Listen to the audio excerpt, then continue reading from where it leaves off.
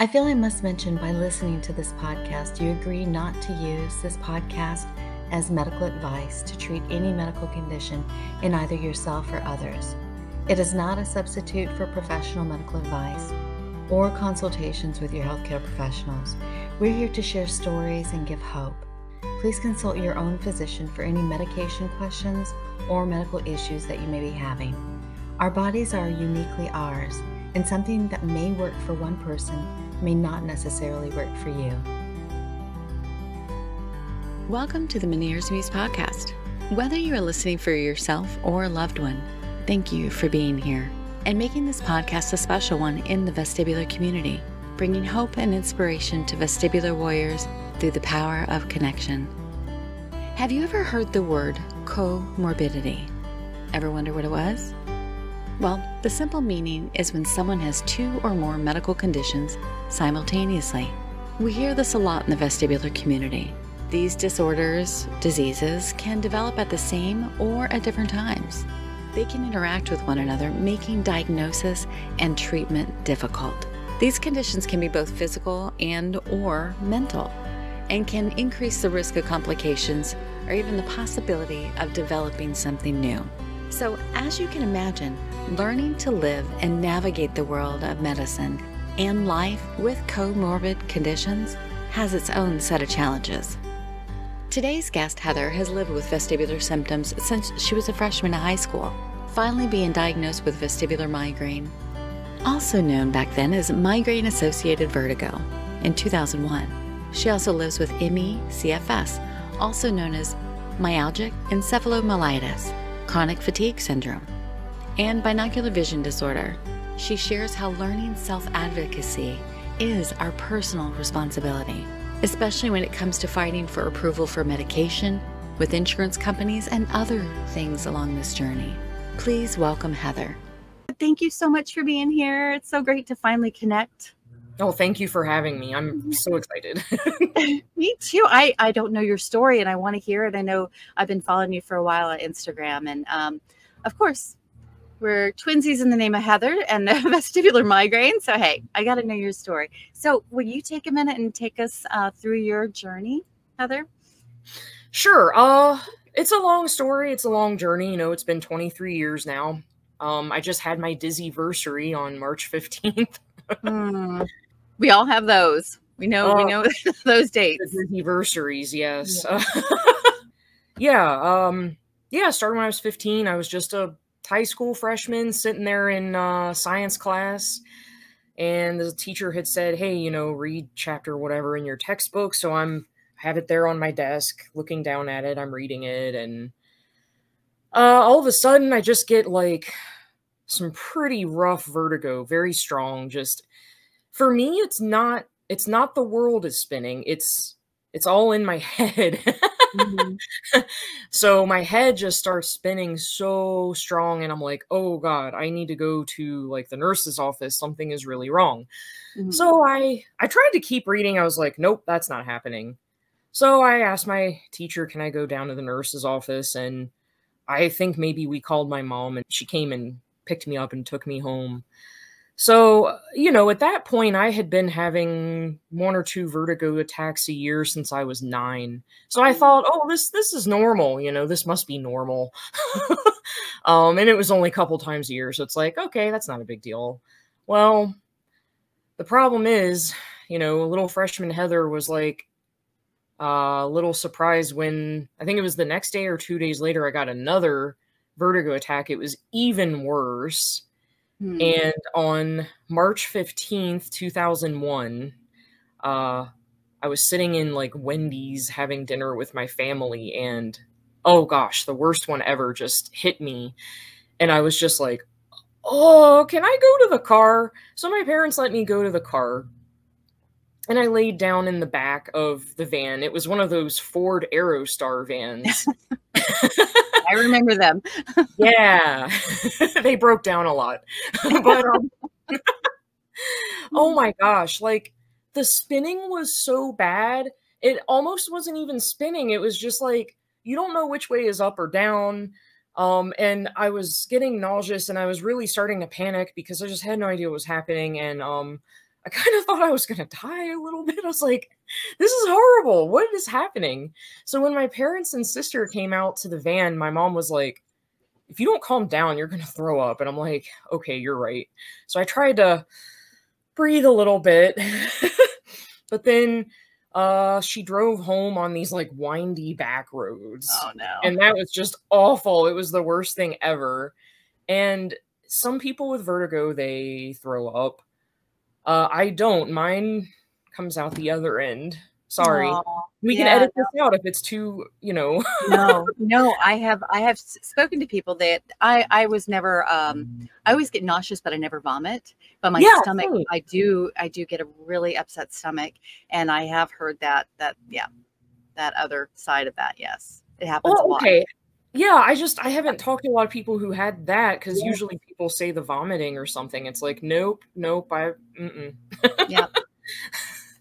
So, I won't get into too much detail in that, because it's a long story. It's in my book that I'm publishing this year, but basically those vertigo attacks kept coming, and I think it was the day after that huge one, or 2 days after, my mom took me to urgent care. And of course, they didn't know what they were doing. They're like, oh, you're having headaches. No? At what point did I say my head hurt? I said I was having spinning. I didn't say, yeah. And then we went to my pediatrician, and she was like, you're having vertigo. I'm like, yeah. What can we do? So she said, oh, you need to see ear, nose, throat, blah, blah, blah. So we go to ear, nose, throat, and they're like, oh, you probably had a virus. It should, you should get better within a few weeks. You'll be able to go back to school.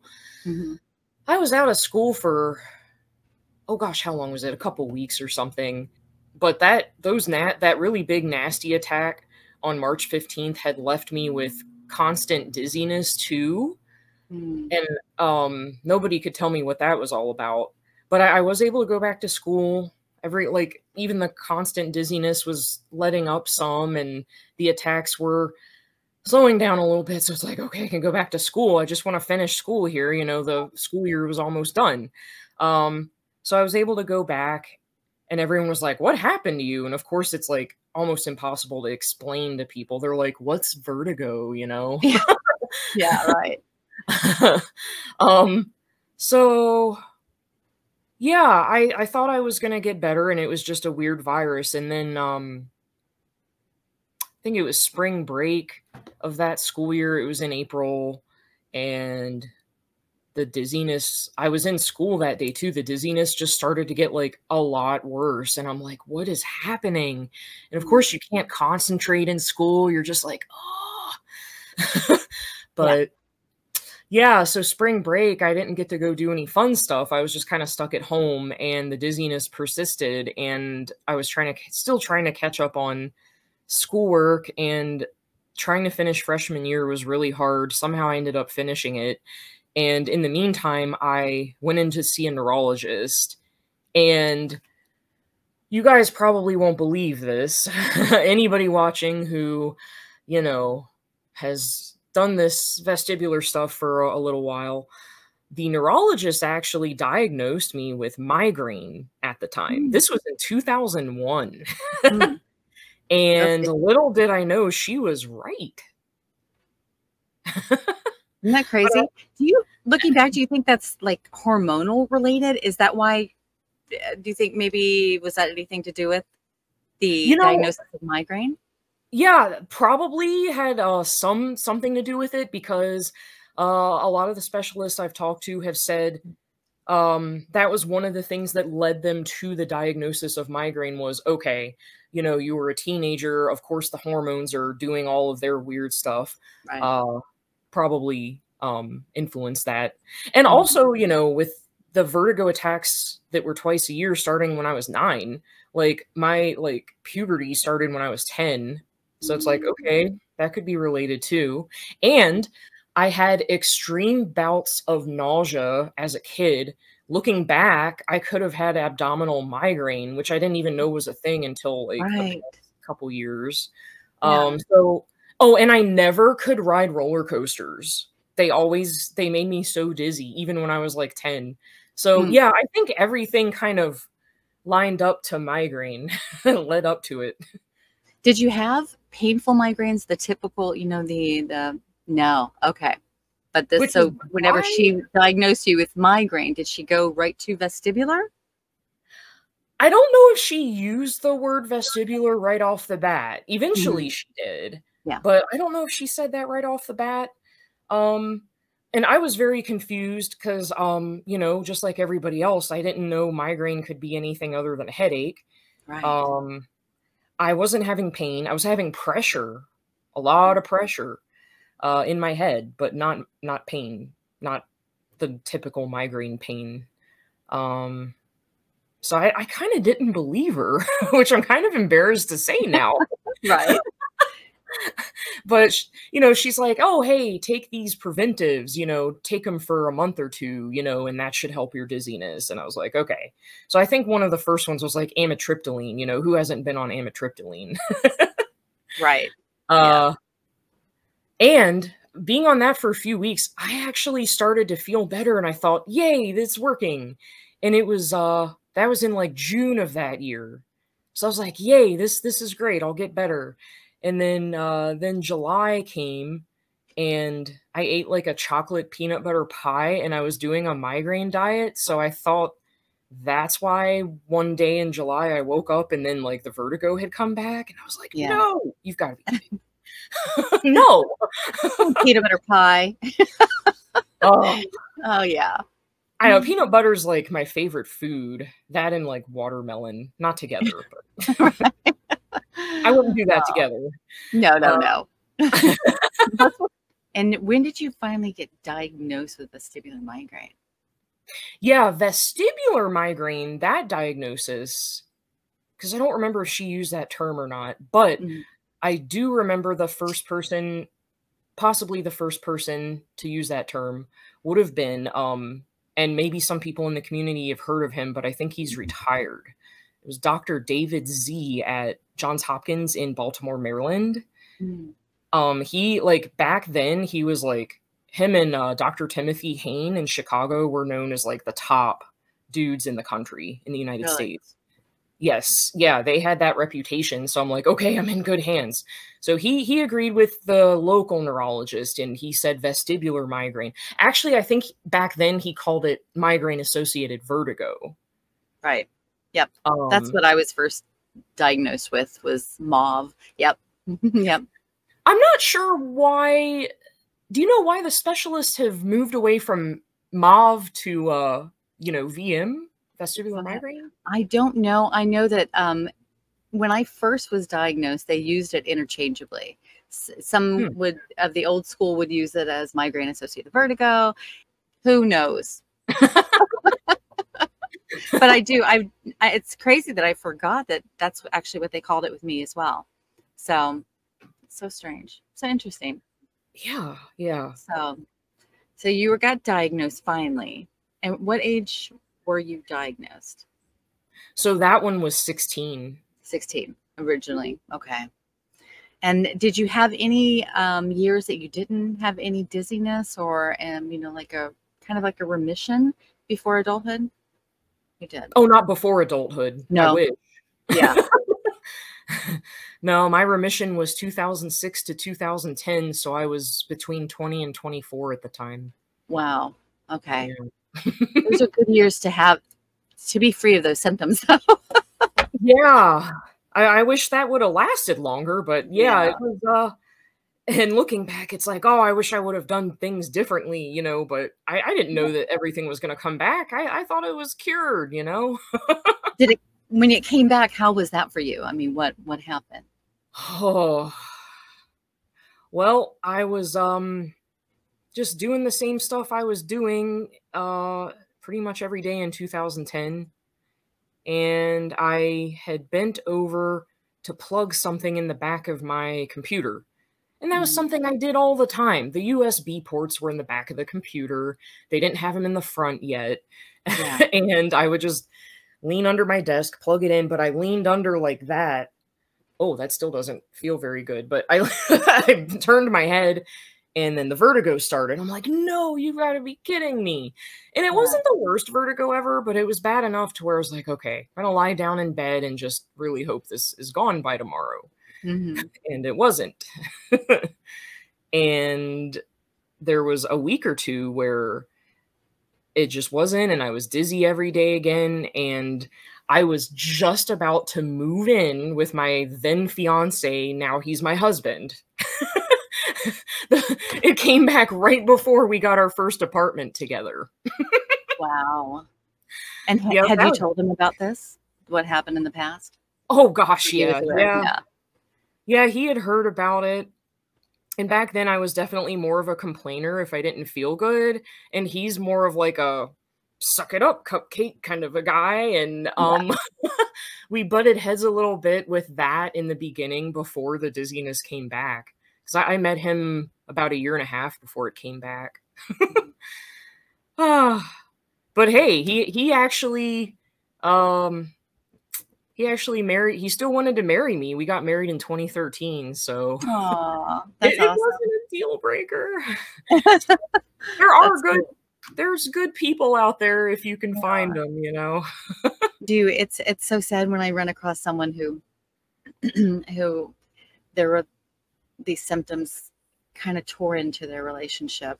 Yeah. And it was a deal breaker. So it's so nice to hear that he was there before and stuck through it, knowing what this is about. Cause it is, we have to lean on them very heavily.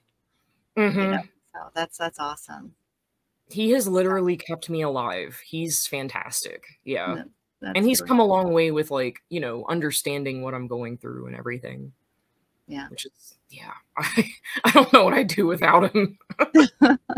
How has living with a vestibular disorder changed your relationship with your family and friends? Has it? Have you noticed? Mm-hmm. Yeah. So I've been like fortunate. I've been so fortunate that my family, they have all been very understanding. Both sides, mine and his, they've been so awesome. Oh my gosh, they've been understanding. And if they didn't understand something earlier on, you know, they would listen to me and try to understand and have some of that empathy. So they've all been so great. You know, and my parents, when I was a teenager, they took me to all these doctors and did all the things, you know, and got me all the meds, and they were amazing. So I've been so fortunate there. The part where I have been less fortunate has been like with friends. Yeah. Because in high school, most of them dropped off. And at first I was angry about that, but now I realize they didn't understand and I didn't know how to explain it to them. So, you know, I don't blame them. No, we rarely understand what's going on. How can I know, we if I don't know exactly. If we don't know what the heck is going on, how on earth can we, you know, relay this to somebody? Yeah, and especially teenagers, you know, they're yeah, so I don't blame them.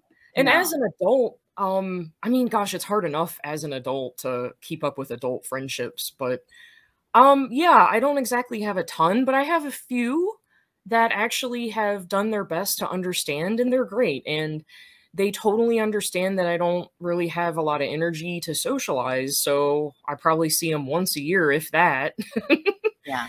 And they get it, you know, and even with texting, like, they're the ones who understand that even texting is hard, and I'm not always going to be good at keeping up with that either. So, yeah. Yeah, it takes a special group of people to get it and understand, or try to understand, because I still have people that ask me, "You're still sick?" Yeah, it's not something that goes away. Sometimes I'll, you know, good days and bad days, but yeah, and it's like, well, haven't y'all ever heard of a lifelong disease? I mean, they're not too uncommon, you know. Yeah. If you know anybody with, I don't know, MS or something like that, that just doesn't just go away. Yeah. So, Well, and you have mentioned to me before that you also suffer from chronic fatigue syndrome. So when did that come into play along with the migraines? I mean, diagnosing a vestibular migraine alone and then to throw in symptoms with CFS, it's just like, holy moly, when did that come about? So, you probably have heard most instances of ME/CFS or myalgic encephalomyelitis. Mhm.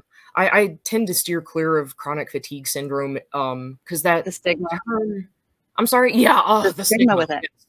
Yeah, the Can I stigma's tell you, Heather? horrible. Let me tell you, I'm a nurse, and when I worked in psych, when we saw chronic fatigue syndrome, there was just like that we used to when I was a new nurse, because we didn't understand it, and Yeah, it was just there was so many people coming in with that diagnosis, and there was just so there was a very bad stigma with it. So I get it on this side.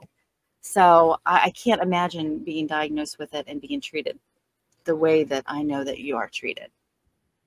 thank And you. yeah, I do think it's definitely one of the worst conditions somebody could have, if for no other, well, there's plenty of reasons, but just because nobody gets it. No, they like the don't. stigma's terrible. The doctors don't understand it.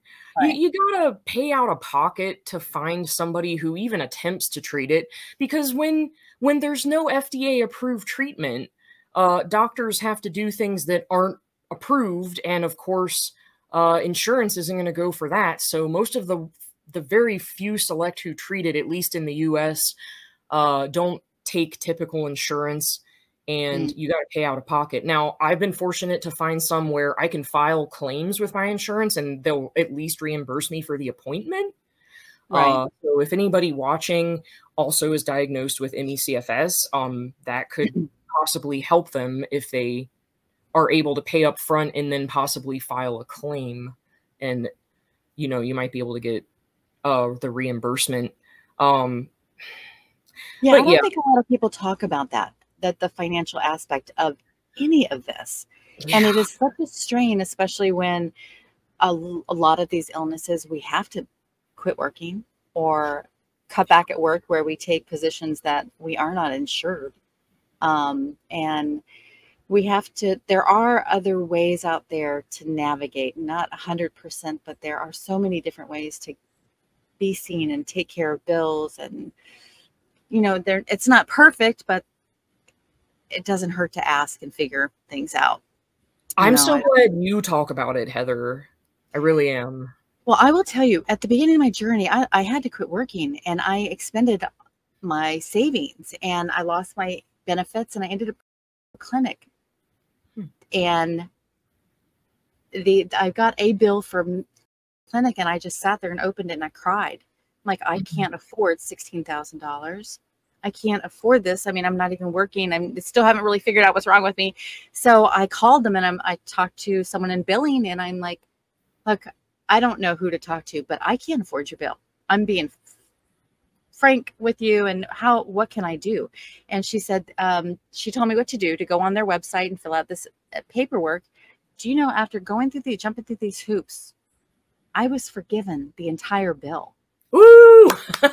I know, you don't hear of that. And I didn't expect it. I just thought they were going to send me some kind of financial plan to work it out. But there are things you just have to ask. And it may not be that all the time. And I know you've had some issues with medication too.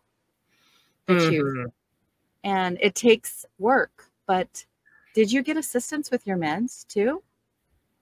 Well, oh gosh, I'm gonna reveal it on this interview because I haven't had time to post about it on my Instagram. I actually was able to get my daily migraine pill renewed. So yay. And Yay. before any type of assistance came through from the drug company, I was able to actually get it through insurance. I had to really fight again, and it took all of my energy and time for about 6 weeks. Now, last year it was 5 months, so 6 weeks is better, but this is still ridiculous. Yeah. But the way I had to do it was I skipped all of the regular representatives that you would talk to when you call your insurance company. Right. I already had the number last year, the phone number for they call it a senior appeal coordinator. So I called her. She retired, but her voicemail message thing said, hey, here's the number for the current appeal coordinator. So I called her, and I was going back and forth with her, and I was also talking a lot with my neurologist medical assistant. and my neurologist has been out of office since like February, and he's not going to be back until like May.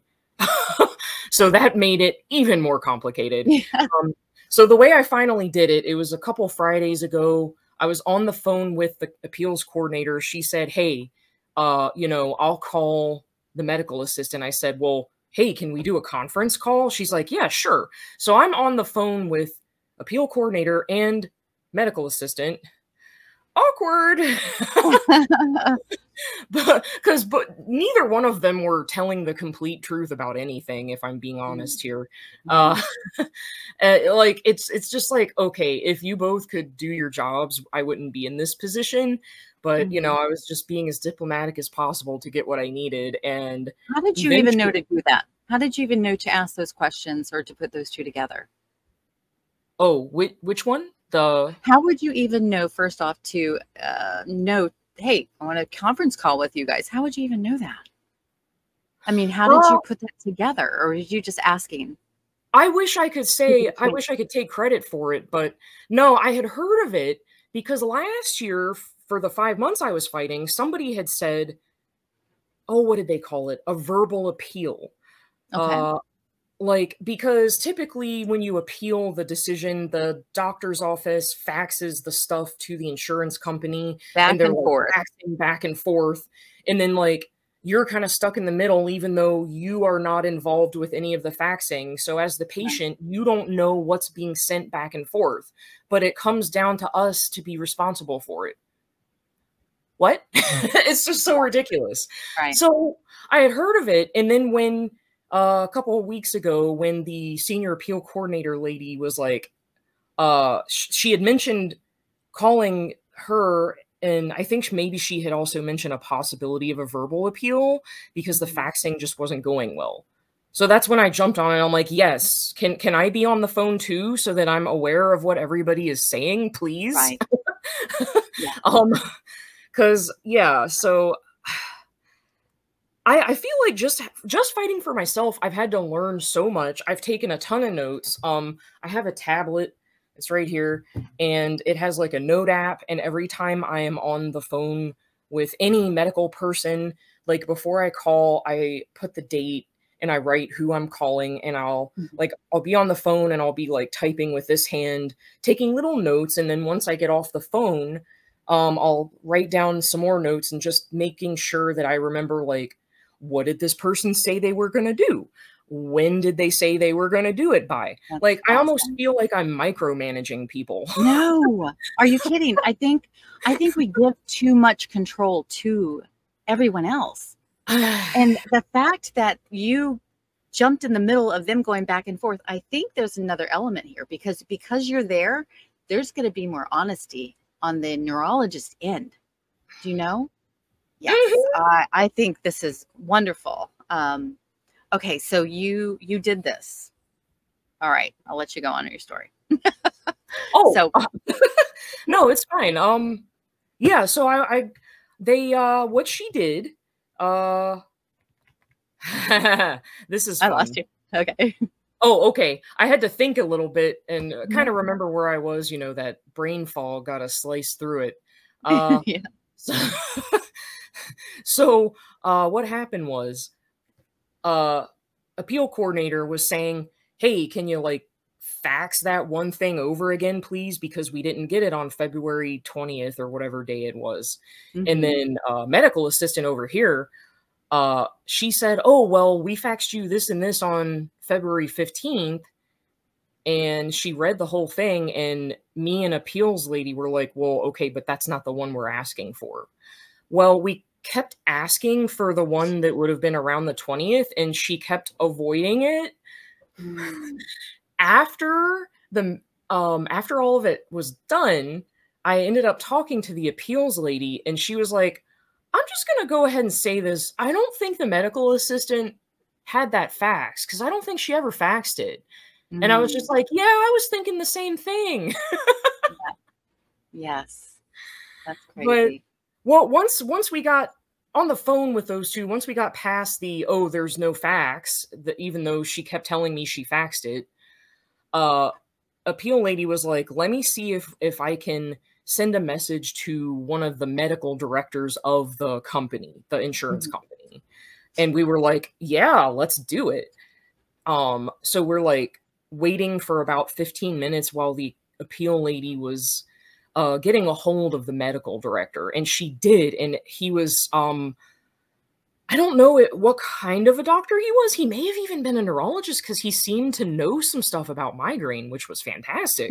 But he was on for maybe 5 minutes, and he didn't even ask. They were making a big deal about how many headache attacks a month I was having, even though I have said for years, the headache attacks aren't the problem. It's the 24/7, very dizzy every day. That's why I'm on disability. That is the most debilitating part.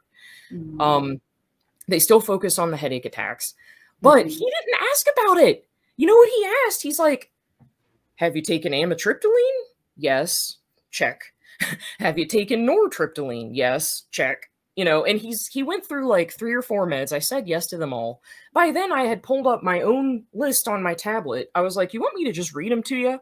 Right. He's like, oh, okay. So I'm like reading them all. There's, I don't know, 20, 21, something around there. I have them on my Instagram somewhere. I know I Were these typically preventatives? He was checking to see if you had tried all these. Okay. I think he also asked about abortives, and I've tried, you know, a bunch of them too. Mostly triptans and some of the newer ones, you know, the Gepants or whatever they call them, the CGRP ones. So yeah, I go on this list, and he's like, okay, yeah, you definitely need both of these medicines. I'm going to approve it right now. Okay. I'm like, wow, you make it sound so easy. Yeah. I was just like, thank you so much. I was like, can you please put something in my chart for next year so that I don't have to do this every year, because I've already had a mental breakdown almost 3 times trying to fight for this for myself. Right. And he was like, well, I can put something in here. And I'm like, okay, thank you. Because gosh, but I'm still not done fighting for that. I'm actually in the process of filing a formal complaint with the United States Department of Health and Human Services. You can file complaints with them if you feel like you've been discriminated against for a bunch of different reasons, including disability. And it just felt discriminatory. It's like, I have a very severe case of migraine, but y'all are forcing me to give myself more migraine attacks because I have to work my butt off to look at screens, read stuff, send things to you, deal with the stress, deal with people lying to me. I mean, like, yeah, it's just not acceptable. So I'm in the process of that. Wow. It's so interesting, because you really have to fight for yourself, but this is like the sickest you've ever been, and you're having to fight and write down and just spend hours like that. When I remember when I did the I applied for disability, and this is early in my, I think, because I had nonstop vertigo for 6 months, and I just thought this was my life. So I applied, and I was so sick, and I remember filling out that paperwork, and initially, and then my neurologist said, just fill it out, bring it in, I'll go over it, sign it. Heather, I took the paperwork in. I did not make a copy of it. I handed it to his assistant, and they faxed it to I had a disability lawyer. They faxed it to whoever, and then my disability lawyer, but my paperwork was nowhere to be found. Oh my gosh. And not only did I spend all that painful time filling everything out, and it was really personable, you know, about how long I could stand and sit and, you know, all that crap. And when the stuff that they submitted, I was fine. It was blank. There was nothing wrong with me. My lawyer said, I thought this neurologist was working with you. And I said, well, he is. Why? She says, the paperwork he sent in said you have no disability. You can go back to work. All this, just everything was awful. So I said, can you please fax me over what he sent you? Nothing, not even close to anything that I filled out. And I just gave up at that point. I'm like, you know what? Someone's talking to me. So looking back, it was heartbreaking. And I know, and I hate that people have to go through that, especially as sick as we are. But on my end, it was kind of a mixed blessing because it pushed me to get well enough to go back to work, if that makes sense, even though it was a little bit, because I do work 2 days a week now. And I don't think if I would have got disability, if I would have pushed to make some money, if that makes any sense at all. But that's my case. I'm able to work a couple days a week, but there are people out there that can't do it, that are still going through that. And it's sickening. It just makes my skin crawl. Yeah. The ableism is real. It's just bad. It's terrible. I mean, it's good that you were able to work a little bit, since they, you totally got, I don't know, blindsided by your doctor. Yeah, it was pretty bad. When I applied for disability in 2011, I was barely hanging on to work. I had already gone from full-time to part-time, and this was in retail, which wasn't what I wanted to do, but it was just so that I could have an income, at least until I could figure out why my dizziness came back. Right. So I was like dizzy and having vertigo attacks and working in retail. I had gone to part-time. And I think by then I may have taken a demotion because I had been like basically a front-end supervisor. And I was like, this is too much. So I demoted to, what did they call it? A customer service cashier. You work at the customer service desk. Right. And I was still barely able to hold on. I mean, I'm like this, trying to look at the computer screen for 9 hours a day. My eyes weren't working right. So I'm like one eyeing it. And of course, everybody's like, what's wrong with your eyes? And it's like, oh, great. I got to try to explain it to every customer while I'm trying to look at the screen. Yeah. Just put on a pirate patch, Heather. I did later on. I should have worn it to work. That's fantastic. I love it. Yeah, but I like applied, and it took me a month to fill out the paperwork while I was still working. And they deny you the first time. They always do. And in November, the vertigo attacks were so bad, I couldn't do it anymore. They were 3 times a week. They were so bad, I had to, lay down and crawl to the bathroom as needed. And it's like, I can't, this is not sustainable. So talked with my husband and our families, and it's like, I have to quit. I don't have disability right now, but I can't do this anymore. Right. But I realized I was very, very fortunate that we were able to lean on family for a little bit until I talked to a lawyer, and we did an appeal, or whatever the process was called. Right. And the following May, I got disability. It's like, okay.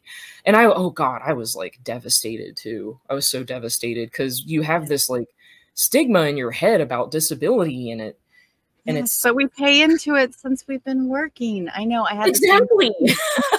Why is that? I think because that there is so much abuse out there with the system that when we actually need it, we feel guilty. And I know we could do a whole episode on that, but I was the same way, thinking that, who am I to apply for disability? And I was looking into fraud, and Social Security's website, I looked it up maybe last year, and I wrote about that in my book too. They say the fraud rate of disability in this country is only 4%.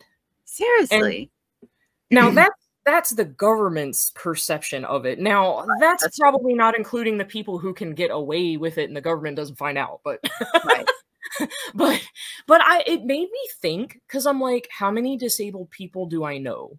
And I've got family. I've got more family. I've got friends. And I thought of a dozen people that I knew who were on Social Security disability. And only 1 out of those 12 people was even a little questionable, but pretty much everybody was like, yeah, they definitely need it. They are 100% disabled. So then it really made me think, like, gosh, I wonder what the real fraud rate is. How many people actually are gaining it? Right. But I think when you're not disabled, or for us before we became disabled, Right. I think for some reason there's this idea in society that like everybody games it, you know? Yeah. Yeah. It's definitely, there's definitely a stigma there, and it's too bad, because when I got close to it, I'm like, I remember asking my mom, and here I couldn't even take care of my 3-year-old. And I mean, even I remember going and doing laundry with my husband and just having to squat down on the floor because my legs had no strength left. You know, just that's how bad things were. And I'm questioning whether I should get assistance, which I've been paying into forever. I know. I did the same thing. It's ridiculous. Am I sick enough? You know, it's like, it's ridiculous. It's like, am I trying hard enough? And of course, like pretty much all of us, we try like every treatment that we possibly can, you know? Crazy. Yeah, It's crazy. it's crazy. So I think people like us, we're in a position now where we can be a voice to counter ableism like that, and kind of help people rethink the societal norms that are so drilled into people's heads, you know? Yeah. So at least there's that. We can, you know, we can be the change. Yeah, absolutely. Absolutely. Well, I will tell you, as I was looking over everything you sent me, I can't believe that you used to hang drywall, sister. I know. Everyone's like, you used to hang drywall? Like, yeah, why not? It was during my remission, so I had the strength to lift a 58-pound sheet of drywall. I love home improvement. Oh, if I ever get well enough. Well, actually, I was planning on going down to my parents' house, and my dad and I were going to install a new shower in their master bathroom. And all these things have come up, and I haven't made it down there yet to do it. So I hope I get to do that soon, because yeah, I love home improvement. It's not a field that I would want to get into. If I'm able to return to the workforce, my preference would be to finish my biology degree at least, and then hopefully, I don't know sorry, brain. Originally, it was going to be developmental optometry. Now I'm thinking more neurology, neuroimmunology. But yeah, if not, at least just finish biology and then get into like research for migraine and or ME/CFS. And there's overlap between the two diseases as well. I'd love to learn more about that, because I have a list of ME/CFS symptoms, and then I have a list of migraine symptoms, and they almost all of them overlap. It's like one of those Venn diagrams. Yeah, they do. A lot of them overlap. Yeah, almost every symptom overlaps. So it's like, I don't know which disease it comes from at this point. They're like intertwined. Right. And I don't know how y'all do it with migraine and Meniere's, because Meniere's is like no salt. And then migraine, they don't have anything specifically about salt, but if you get dysautonomia with your migraine, like orthostatic, like I feel like I'm going to pass out, then you might need the salt to help you not feel like you're going to pass out. That's the part I have. I've been told to eat lots of potato chips and salt. Oh my goodness. Yeah, no, it's tough. It's so crazy, because at the beginning, my symptoms, when I did the elimination diet, they were so obvious when I put them back into my routine. Wow. It was so obvious. And I'm like, oh my gosh, I've been feeding my symptoms forever, and I didn't even realize. So, and then when you slowly bring like citrus, I live in Florida, so I absolutely love eating grapefruit and things like that. I can't have it. So it's, those are big triggers for me, but you just adjust just like anything else. And sometimes, like the other night, I had a margarita. Sometimes that's not good for me, but this time it was great, but no problem. But other times I am awful the next day, you know? So it's just, you got to live. You got to figure it out. Yeah. What's best for you. So. There's calculated risks. Yes. There was a book I read in the past couple years by a lady named Joyce Selak and her Dr. Overman or something. Oh, what was it called? I think it was called You Don't Look Sick. Mm. Great title, but she discussed calculated risks. And it's just so crucial for anybody with chronic illness. Once you understand your illness and you get to a point of management, or at least better management, then you can kind of take the calculated risk, you know? And I think I had mentioned to you recently, like, "God, I really want a pina colada." And I'm not quite at the point where I'm ready to take that calculated risk, but I'm hoping maybe this summer, you know? Yeah, that would be nice, especially if you're in a tropical area. Yeah, yeah, there are some that I won't take either, like roller coasters. I used to love roller coasters. Don't think that's ever going to be my forte ever again. But I mean, I can barely handle watching my daughter do the little mini ones. You know, sometimes I have to turn away. But yeah, but this, you know, whatever. It is what it is. What do you think, Heather, is one of your biggest challenges today? Today. Well, aside from the advocating we discussed, Yes. I still have pretty strong dizziness 24/7. And the thing is, sometimes the neck pain overshadows the dizziness.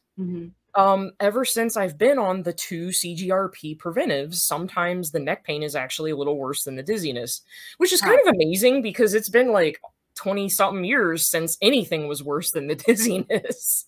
Is that a common side effect that you find with them? Well, neck pain actually is part of migraine, and I've had it. I get that with vestibular stuff too, with the neck and the shoulders. Yep. But I wasn't sure. Yeah. No, it's actually not a known side effect of the CGRP preventives. Those have a very short list of known side effects. It's like nausea, constipation, and like one other thing, maybe headache. I've had all of them. And I've also had other ones that I probably should report to the FDA, and I haven't reported them yet. Yeah. But no, the neck pain, that started in 2015, and it has gradually gotten worse. And I had started going to pain management in 2020, and I basically flunked out of pain management. Like nothing helped, like medical marijuana didn't do anything. Opioids were like not, it's like, no, I don't need to be dizzier than I am. I'm going to fall everywhere if I take those, so I got to figure something else out. And it's an actual pain, right? So they they've done imaging and they haven't found anything abnormal? Correct. Yeah. All of my doctors and specialists who have done the testing and I've talked to about the neck pain, they say, it's probably from migraine and or just the fact that you're vestibularly challenged. Yeah. Wow. And how about chiropractic or anything like that? Well, gosh, it's been years since I tried going to the chiropractor, and it didn't do anything at the time. It's been a while since I tried it though, so who knows? I could end up trying it again. I want to go to a massage therapist. Oh, that's what I was going to ask. What about cranial sacral massage? Have you ever heard of that? I've heard of it. I don't remember what it is. I'll tell you, when I first, when the symptoms started letting up, I had so much tension in my neck and shoulders from trying to stay upright. And someone mentioned CST, and I'm like, what the heck is that? Like, I need to learn more initials. So it was cranial sacral. But what it is a very gentle but firm massage. Where it says cranial and sacral, all the way down to your coccyx and your hips, and it's moving all the like lymphatic fluids and things. It's okay, amazing, and it's a different type of massage. I actually walked out of there euphoric the first time. Ooh, that sounds great. So it is pretty awesome, and I've talked to a couple other people that have done that, and it's I think it'd be worth a shot. It can't hurt. It's not a deep tissue massage. Sorry, I thought my computer was just going to shut off. Yeah, it's very gentle, but I would give it a shot, definitely. Can't hurt, right? Gentle is good because when I was going to vestibular therapy, which I'm trying to get my foot back in the door with that. Yeah.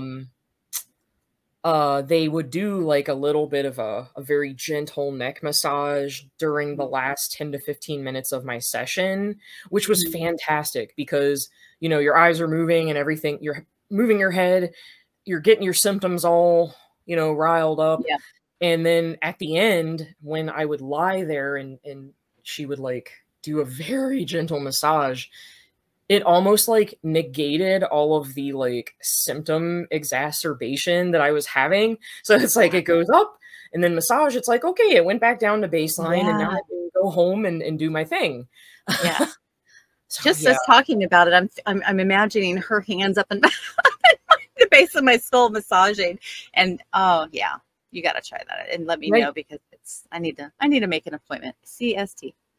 Yes. And one of the ladies at vestibular therapy gave me like her like the business card of a massage therapist who she thought would be good for me. So it's definitely on my ever revolving list of like things to try. That's something else I keep in my tablet, just like things to try. And you know, it's long and then I'll look at it every so often, be like, okay, I did that, and then add things to it. So have you done vestibular therapy in the past? Multiple times. Yeah, the biggest problem with vestibular therapy is the ME/CFS. I mean, it's really hard to do your exercises every day or every other day if they require like walking across the living room, but with the ME, my legs start to give out. It's like, how am I going to walk across for 8 minutes turning my head when my legs are going to give out? I'm going to collapse. And I don't think I explained it well enough to the therapy guy at the time. One of the earlier times I did vestibular therapy, I just said, oh, I'm really, really tired or fatigued. And I said, I'm really, really fatigued. And he was like, oh, I don't care if you get tired. It's like, oh. But you didn't explain the legs. You didn't explain it was your legs, the muscles? I don't know if that's the thing. I don't know if I did. I don't know if I really knew how to explain any of it because I wasn't being treated for it at the time. Everybody I told about it just acted like it wasn't a big deal. And I don't know if I, you know, I'm so glad you mentioned that because I'm so glad you said it in that way, because I think when you're trying to get treatment, sometimes we don't know how to articulate it or even understand what our body is going through. My prolonged diagnosis at the beginning, because I didn't understand how to explain the vertigo and dizziness, and I was so hypersensitive to everything. My anxiety was high. I could not explain what was going on to my body. And I think that's why a lot of it, writing things down like you do, having someone with you in those appointments, and even if you don't understand what's going on, try to describe the best, like it's your leg muscles. My leg muscles I used to have problems with. And it's interesting that one of those symptoms that crosses over with ME/CFS is that because they actually sent me to be tested for MS. They gave me because of that fatigue in my leg muscles and the weaknesses. So, and I didn't understand that either, but that is something with vestibular as well as other things, because yeah, it's crazy. So those things, all that to say that we have to learn how to describe our symptoms to where others really understand them and with the right words, and just to be understood. And coming online and kind of getting ideas from other people who are posting about, oh, this is what I said, and you're like, oh, that's a good idea, especially with the cognitive dysfunction. I mean, good Lord, between the vestibular brain fog and the ME/CFS brain fog, I mean, there's been days where I just couldn't even talk. Like, you can't think of like words, just words are not wording, and you can't word. Yep. I get that. I get all of that. I'm glad you understood that. Yeah. I barely did myself. I know. I get all of that. It's to the point where like, I'm sorry, that's not what I wanted to say, and I can't find it. Sorry. Yep, let's move on. Yeah. Yep. And that's another thing, you just have to not take life so serious sometimes. I laugh a lot because that, Same. yeah, you have to. Yeah. Oh yeah, I just try to be goofy and stuff because, you know, it helps you deal with all of this. Yeah, absolutely. And my husband's the funniest person I've ever met. And I'm not saying that just because he's my husband and he's hot, but because he's actually hilarious. Yeah. Oh, that's awesome. That's funny.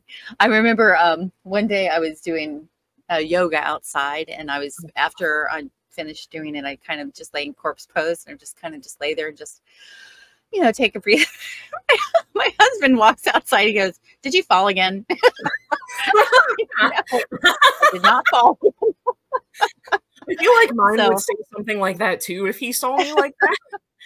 Yeah. Like, are you okay there? That's so funny. Well, looking back, is there any advice you would give yourself at the beginning of your journey, or just a newbie out there that's, you know, doesn't really know what's going on? The advice I would give myself would be different than the advice I would give a newbie, because I would be a lot more harsh with myself, because after 23 years, I just be like, Heather, you really need to like toughen yourself up here and, you know, get with program.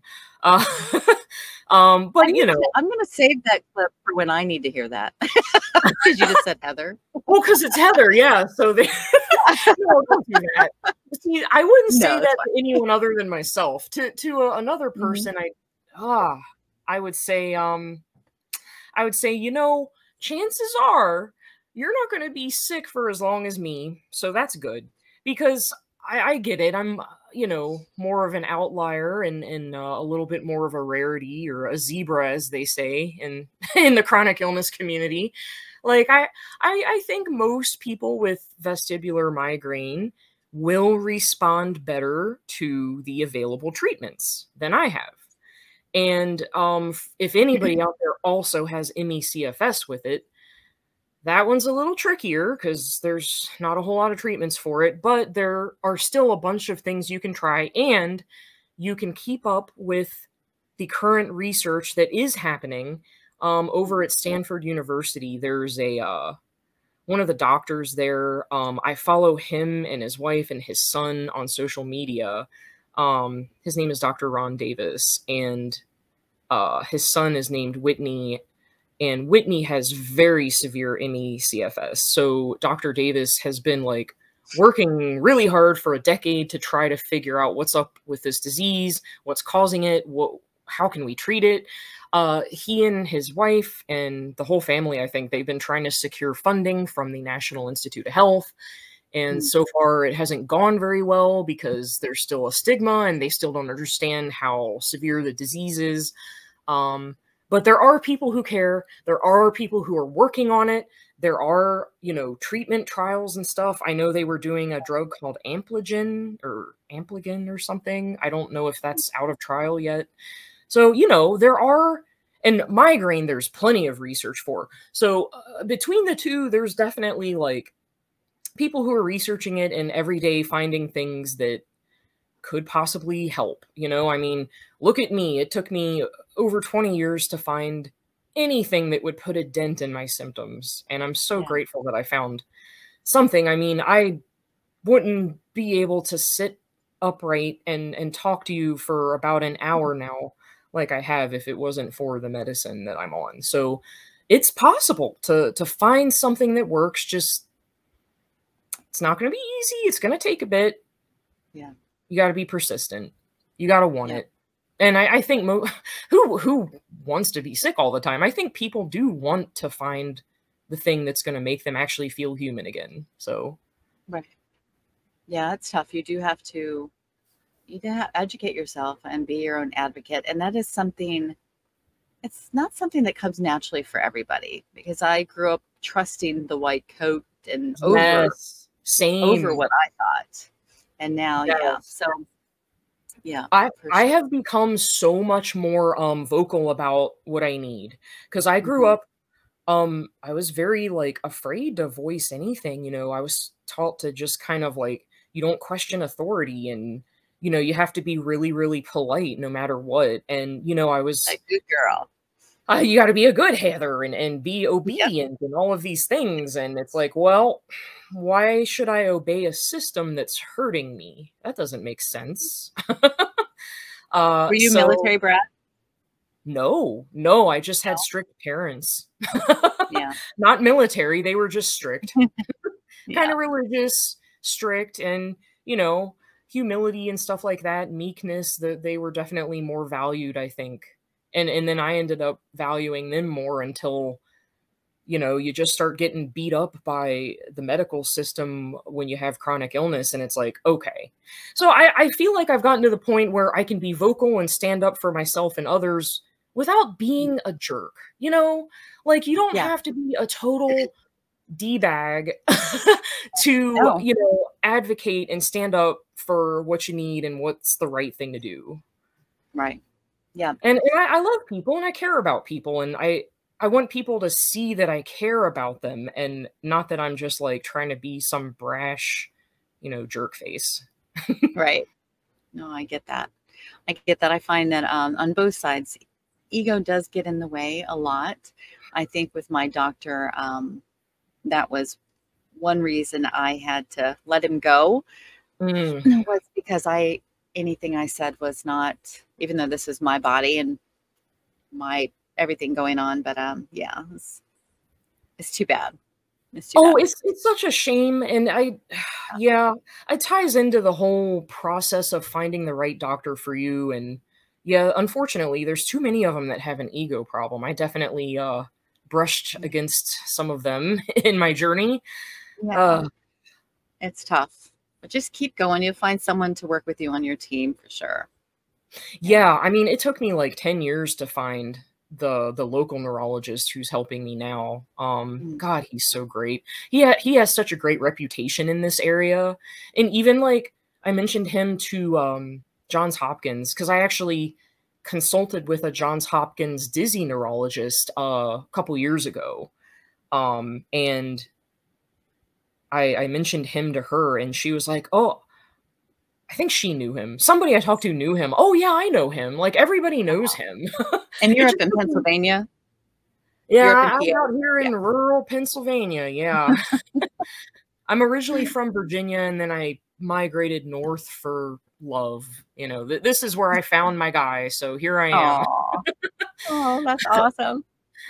Oh, Well, it's Heather, is there? How can we find you in the community? I know you're on Instagram at is it Dizzy_Heather? Is that what it is? Dizzy.Heather. Oh, dot Heather. I I'll was leave that. thinking of doing underscore. Maybe I should have done it. I don't know if it was No, taken. no, no. It works. It works. I just wasn't sure. I'm like, is it underscore or dot? Awesome. Well, I will leave that in the show notes for people to reach out to you. Is there anything else you want to share or want to talk about before we go on to whirlwind questions? Oh gosh. I know we Gosh, could talk yeah. for So much hours. to say, so little time. Yeah. Well, we definitely talked about the comorbid conditions such as ME/CFS that, you know, if you have a vestibular disorder and you have other disease processes in your body, that can really slow down your progress of getting some kind of like relief or recovery. So it's crucial to make sure that you are getting all of your conditions treated by somebody who actually knows what they're doing, which is so much eeasier said than done. Yeah, right.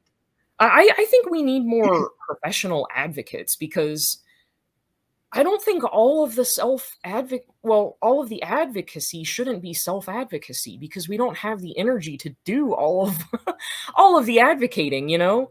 Yeah. So that's something else I want to learn more about is, man, how can I get the professional advocates to advocate for more than just, you know, the handful of diseases that they currently advocate for? Can we get some of them to help us with some of the stuff that we have? But yeah, you definitely need a team and try to address everything.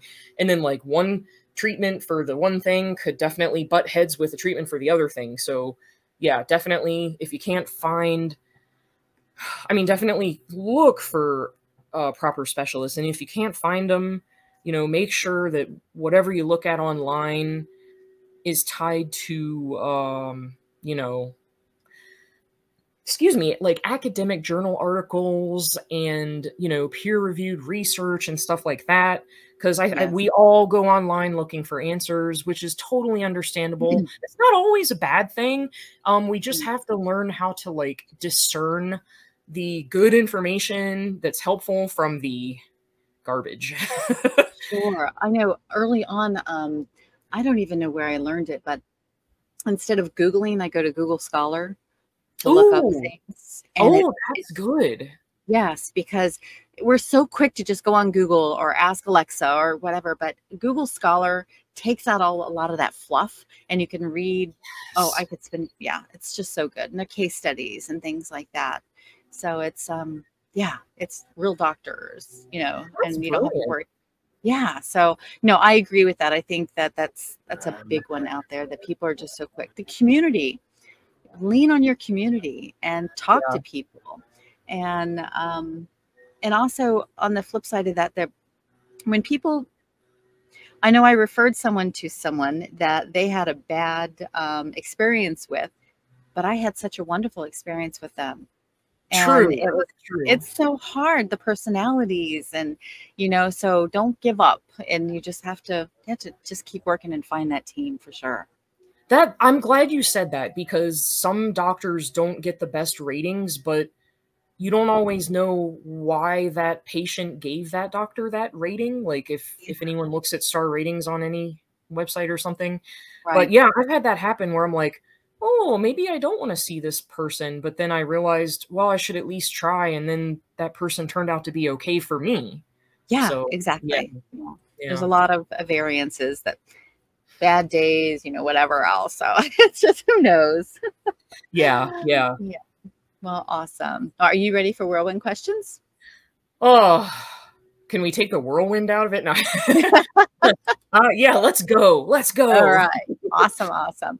All right. Well, Heather, fill in the blank. Vestibular disorders are lousy. You got that right. I mean, yeah. Yeah, lousy. When you feel your symptoms coming on and you're trying to be brave, what's the first thing that you do? Take a deep breath. I will forget to breathe, and, you know, anxiety it's almost like a knee-jerk reaction to vertigo. And I think a lot of people and some doctors don't understand that. I've had so many people be like, you're having a panic attack. It's like, well, I'm actually having a vertigo attack, and now because of that, I'm panicking. But I don't panic so much these days. You know, I have my breathing and I know what to do. Yeah. It's so funny that you mentioned breathing, and because we do stop breathing. I noticed that whenever oh man, my head, I'm getting the pressure or the tinnitus. I find that I stop breathing. I'm like, breathe. I'm so fortunate. I barely have any tinnitus. I feel so bad for y'all where you notice it. Oh gosh. Oh, I feel for you. Oh my goodness. Yeah, thank goodness. Knock on wood. Mine only comes around when it comes before other symptoms. That's a warning. Oh, okay. Yeah, absolutely. Okay. Totally. What is one thing that people usually get wrong about you? You know, okay, so I've had so many people in my life tell me, you think too much. And I'm like, is that a bad thing? It's like, okay, sure, I can overanalyze sometimes. I have that personality, you know, analysis paralysis, as they say. But, you know, I disagree that anybody could think too much. I think maybe we could solve more problems in the world if we thought a little bit more. So that's just my opinion. Very good take on that. No, that's great. I've been told that too. Maybe it's another thing. Us Heathers, yeah. Well, we're thinkers, okay? We're smart Heathers. What is one of your favorite vestibular-friendly meals? Oh, okay. Yeah, I've heard this question in the podcast. I'm like, okay, I don't know how to answer this because I did the Heal Your Headache diet for 6 months with no meds, didn't do anything. Did it for 3 months with meds, didn't do anything. So it's like, I if I Wait, have do you not have any dietary triggers? Wow. Wow. So did you read the Heal Your Headache book by Yes. Dr. Buchholz? Yeah. I did. I only lasted 3 months until I started pulling things back in. But yes, I did. How? No, I so far I have not identified triggers, but I do remember like his threshold theory where it's like like here's your threshold and then my symptoms must be like so high that even when I did the diet it wasn't like low enough to get below the threshold to get relief, Right. you know? Mm-hmm. So my thought is maybe my threshold needs to be lowered even more and then maybe I should retry the diet and see if it actually does anything. I don't know. Just my theory. Yeah, but I have spoken with several vestibular patients that don't have dietary triggers. Well, Or yeah, have and never that's another found thing. any, You might so. not. Now, Yeah. the specialists will say that only 30-something% of patients will have dietary triggers, and I don't know how much I trust those numbers because my understanding was diet and migraine specifically, or maybe vestibular disorders overall, but specifically migraine, I didn't think it had been studied a whole lot anyway. So how can you say that if you haven't studied it enough? Because wasn't it Dr. Buchholz who said it hadn't been studied enough? Right. I don't know. I don't know. Yeah. But That's I love interesting. a good meal would be like a nice piece of like grilled fish, like mahi or something, and like some nice grilled veggies with butter. Yeah, that'd be good and probably vestibular friendly, depending on Yeah. the veggies, right? Sounds lovely.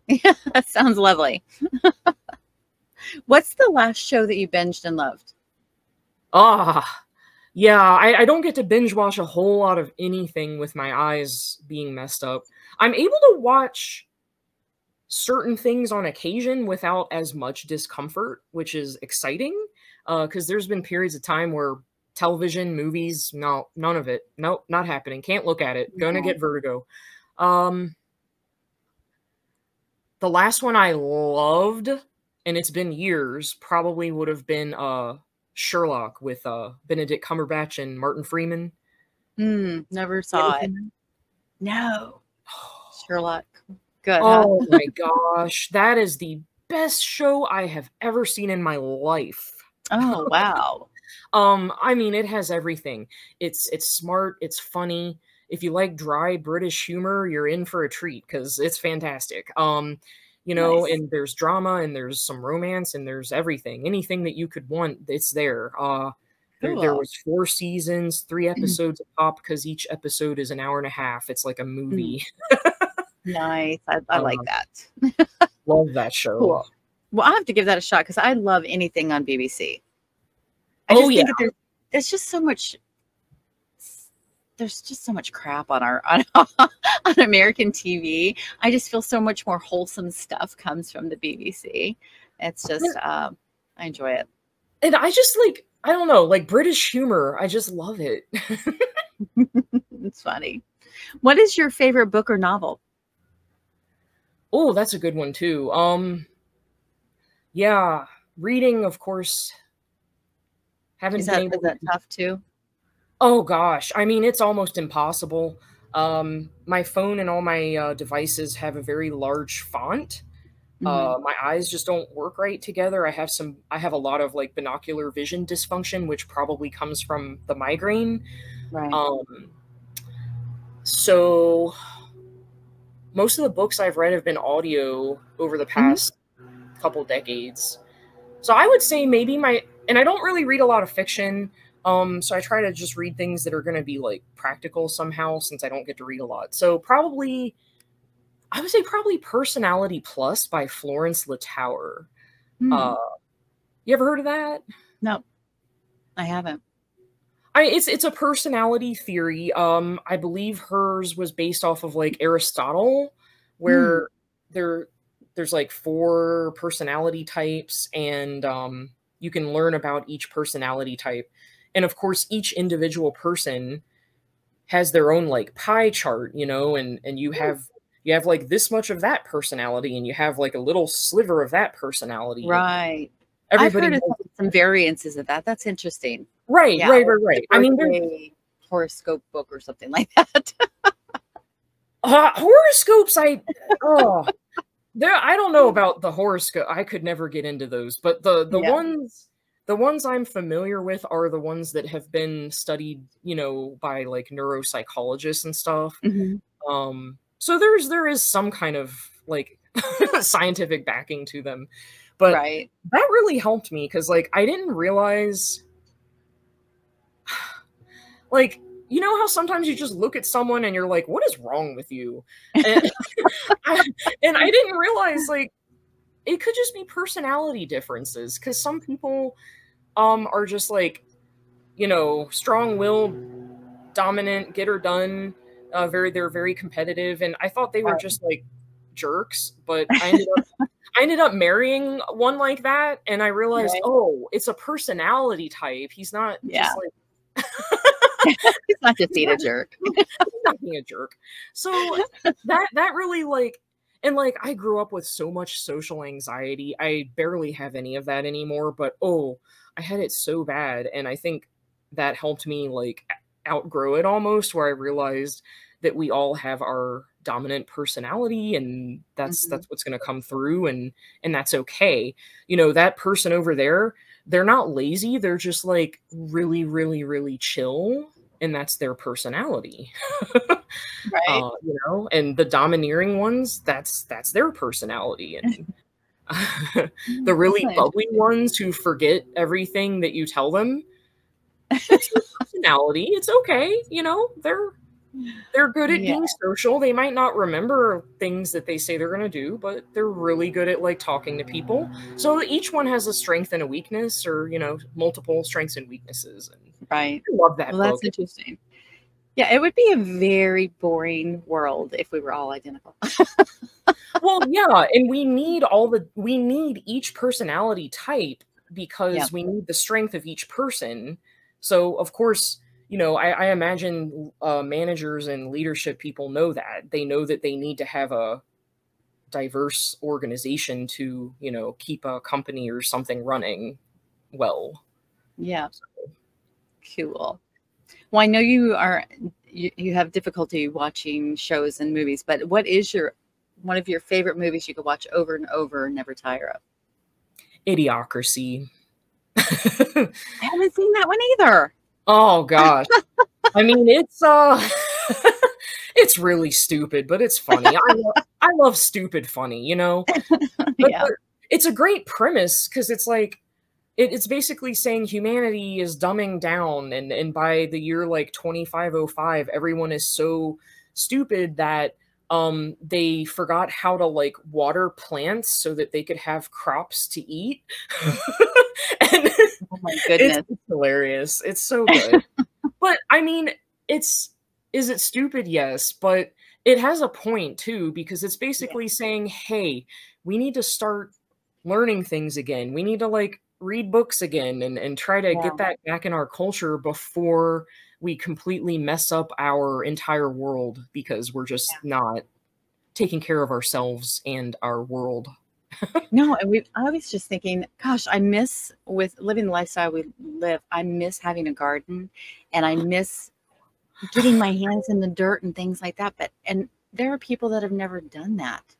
And it's like, I would love to go back to the basics of, you know, eating off the land and taking care of ourselves, because we rely so much on everybody else. It's kind of scary, for sure. Yeah, I agree. Like, we rent, so we can't, you know, I can't just plant a veggie garden or something. But if we ever become homeowners, that would be fantastic to get out there and grow my own food. I've never grown my own food before. I'd love to do that.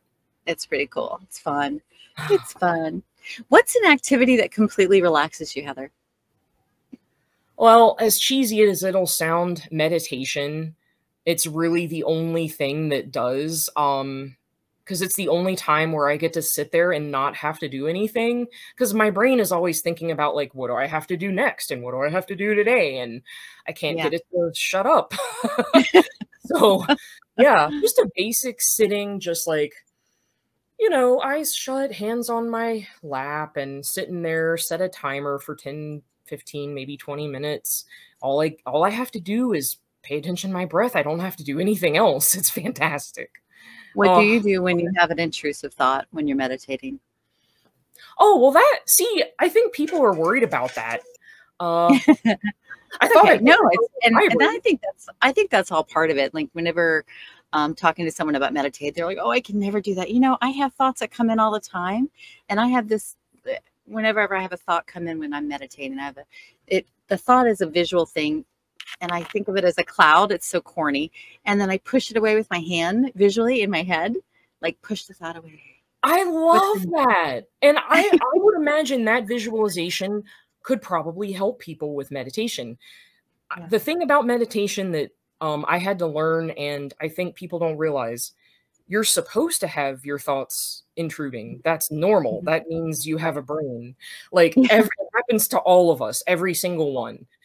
So the important thing is if you can just kind of redirect your focus back to your breathing until the next time it happens, it inevitably will. And then you just bring your focus back, and you just do that over and over for however long your meditation is. Yeah. There are so many different types of meditation too. I do a journaling. True. I do the 5 senses, where anything that comes to mind, like what I feel, hear, smell, taste, everything, I write it down in just a flow. And it's just, you'd be amazed at what comes out of your brain. You're not even thinking about it. You're just writing as it comes out. It's pretty cool. So there's just so many different ways. I'm glad that's one of your go-tos is meditation. Well, I'm glad you said this sensory writing thing, because I want to try that. I've never tried that one before. Yeah. It's just like a flow of consciousness, and you just go through the senses. What are you sensing? Fantastic. Yeah. And anything that pops in your brain is, even as silly as it may sound, oh, the sun's really bright today, or you just write it down and just go with it and don't think about it. Right. You just go, and it's just amazing what you come up with. Yeah. That's so cool. Awesome. Yeah, I'm going to try that. Okay. What's your most used tool in your vestibular toolbox? Wow. I have a lot of tools. Gosh, that's good. You know, it might be my pain cream for my neck, if I'm being honest. Yeah. Oh my gosh, I need that at least once or twice a day, often more. I was actually, I told my hairstylist recently that I was thinking about getting an undercut in the back, because I have a lot of base of skull pain. Yeah. And my neurologist said, based on my MRI, that I'm more likely to have pain in the base of my skull. And it's like, yeah, I totally do. It's very painful. So yeah, it's just, I just get the Walmart version of Ultra Bengay. And like, you have to check the active ingredients and make sure, because there's like 3 different ones, and make sure all 3 of them are there, because there's so many pain creams and you don't know what's in. Oh my gosh, it's ridiculous. But there are some pain creams you should not apply to your neck also. Oh, I hope it's not the one I use, because I've been doing this for years. Yeah, I don't know why that just came to my mind, because gosh, I can't think of it. I'll have to add that in later if I can think of it, or I'll let you know. I'm gonna have to look that up. Yeah. But yeah, the one I use it's the only thing that touches my neck pain out of everything I've tried, which is a lot. So that one, and I've been using my FL41s a lot, the pink glasses. I don't have them on right now, but I have been using them a lot lately. They're great. Yeah. They're very helpful. Cool. And are those aren't prescribed? The glasses? Not mine. I think you can get prescription ones if you're a person who wears glasses. So I wear contacts because glasses actually make my dizziness worse, because my eyes have to work harder. So I wear contacts. So I just got just regular ones from Axon Optics back when they were still a thing, but I think they were bought out by another one called Avalux. But here they are. Yeah. Oh, yeah. Yep. Yeah. Now they look familiar. They're so helpful. Oh my goodness. Really? They're fantastic. They're cute too. Yeah, thank you. Yeah, they do make some cute ones. Some of them can be hundreds of dollars. I don't know if anyone has had success getting their insurance to cover them, but I have seen some kind of FL41s on Amazon, so that could be a more economical option for, people who are looking into that. Right. Okay. Cool. Cool. And our final question, what are you extremely grateful for today? My support system. I wouldn't be here. And I mean that very literally. Yeah. I mean, if we're being honest here, I'll say, like, content warning. There's definitely been some times over the years where I just did not want to be here anymore, Yeah. And I think it happens to a lot of us. And if it wasn't for my support system, I wouldn't be. So my husband and his folks and my folks, the nice, like, couple handfuls of people in my life that I know care about me and I can count on. Yeah, very grateful. They keep me going. That's awesome. It's so true. I found that also the more this community is growing like crazy. Well, you've probably seen that over the years. Yeah. And I find that the community, if they hear silence on your end, they reach out to you, and just the people that you can lean on that get what you're going through, not only in your family, but the community too. It's so important. This community is really great. I'm not as social as I would like to be because of energy limitations, but yeah, I mean, the people such as yourself that I've chatted with have been pretty great, really amazing. Wow. I don't like that the community's getting bigger because it's like, well, why are more people getting these disorders? Yeah, but exactly.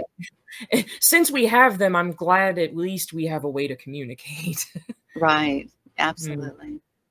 Well, Heather, it's been so great, and I can't wait for your book to come out. And do you want to share a little bit about that? I mean, do you know when it's going to be hitting so we can keep our eyes out? Or I wish. I have tried to set specific dates, and I keep missing them because life just keeps, life. It just keeps hitting you. It happens. It happens. Yeah. Oh boy, is that true? So I have all I can say is this year, and I'm sorry I can't be more specific. However, it'll be on my Instagram when I have a better idea of like an actual date. It will be on Instagram. I can promise you that. Perfect. So awesome. I'm still thinking probably Amazon, and the first half of the book will be my story, and the second half will be like kind of like tips and hacks and things like that, and try to give people some guidance to help them out. Very cool. Very cool. Well, I'm excited about that. You'll just have to let us know, and we can all like pre-order the book. So I know that's always a good way to do it. So I mean, sure, you guys stay tuned for that, and I will list all the ways to reach you in the show notes. And thank you so much for being here. Thank you so much, Heather, for having me. This has been awesome. So what did you think about that conversation? Wow. I have spoken with Heather about coming on again and sharing the meat of her advocacy journey, how she stepped into being able to be the middleman between her insurance company and her provider, and what that would look like for you and I, so we could step into doing more advocacy work. So stay tuned for that future episode. Now, all the ways to reach Heather and myself are in the show notes below. And please share this episode with someone you think may need to hear it. I have one more thing. I love that you're here and hitting the play button and sharing these episodes, but I have a huge favor to ask. I would love for you to leave a review and/or a rating. If you're listening on Spotify, it's simple. Click on the library tab, then go to the Meniere's Muse podcast tab, scroll all the way to the top, and when you see the 3 dots next to the setting button, click there and leave a rating. If you're listening on Apple Podcasts, you have the option of leaving a review and/or a rating. And if you're listening any other avenue, you are welcome to email me. The information is below, or leave me a voice message. I love my voice messages at speakpipe.com/Meniere's Muse. Your message may be used on future episodes. This would mean so much to me if you take this little bit of time to do this, as we are heading into our 3rd year with over 13,000 downloads. I would love to know what you like, what you don't like, what you want more of or less of. This is the only way I know what to bring to you. So if you would mind please taking one moment, I would really appreciate it. If you know someone with an inspiring story, I would love to connect with them. See the ways to connect with me below and reach out. If you'd like more information on vestibular disorders, visit the VITA website at www.vestibular.org. Remember to love and be gentle with yourself. Lean on this beautiful community, and remember that healing is possible. I'll see you soon, warriors.